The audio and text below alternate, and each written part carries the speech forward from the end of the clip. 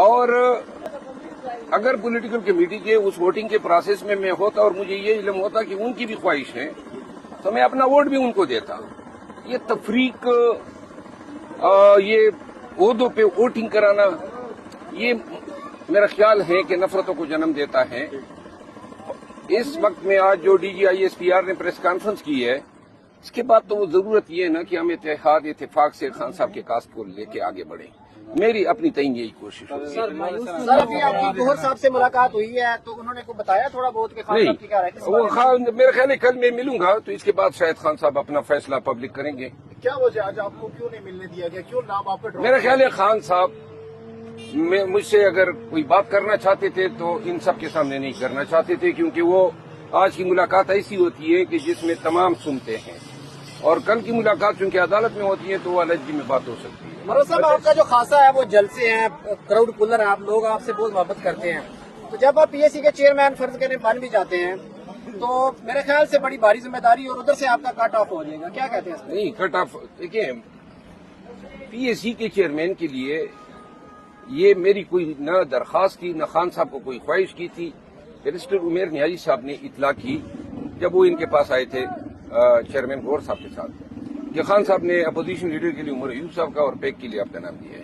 اس کے بعد یہ جو کھینچاتانی شروع ہوئی، اس سے مجھے تکلیف ہوتی تھی کہ بھائی اس سے ڈس رسپیکٹ فیل ہوتی ہے، کیونکہ پارٹی میں ایک دوسرے کو ہم نے مضبوط کرنا ہے، استحکام دینا ہے، رسپیکٹ اور ریگارڈ کرنی ہے.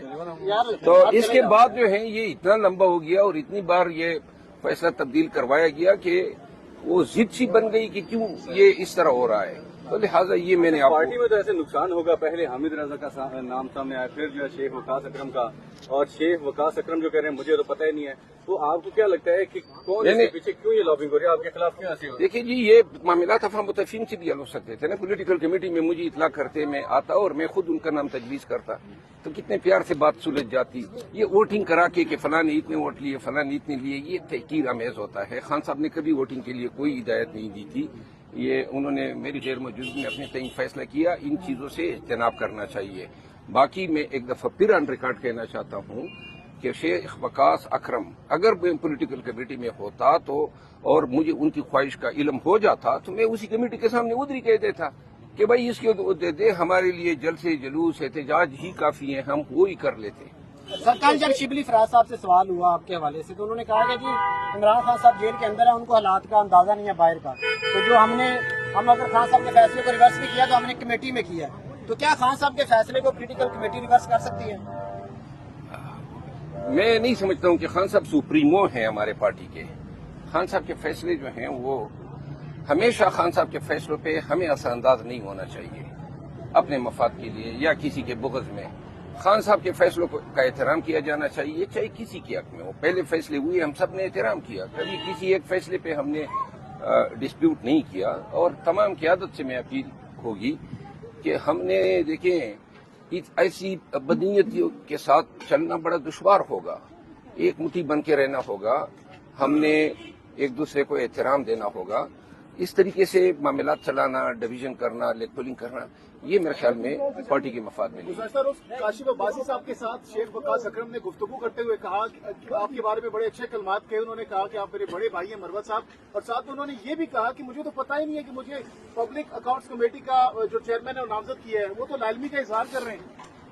جس طرح ان کو علم نہیں تھا اس طرح مجھے بھی پتہ نہیں تھا کہ اس دن انہوں نے بلایا ہے اجلاس اور ووٹنگ ہونی ہے. تو لہذا اگر سر یہ فیصلہ تو ہونا بھی باقی ہے، اس سے پہلے کوئی ایسا فیصلہ ہے جو خان صاحب نے کوئی اور کیا اور باہر کچھ اور ہوا، تھوڑا سا اگر حوالہ نہیں، میں دیکھیں اب مزید تنازعات کو میں ہوا نہیں دینا چاہتا ہوں. لیکن ہے صحیح ویسے اس طرح نہیں، میں مزید تنازعات کو ہوا نہیں دینا چاہتا ہوں.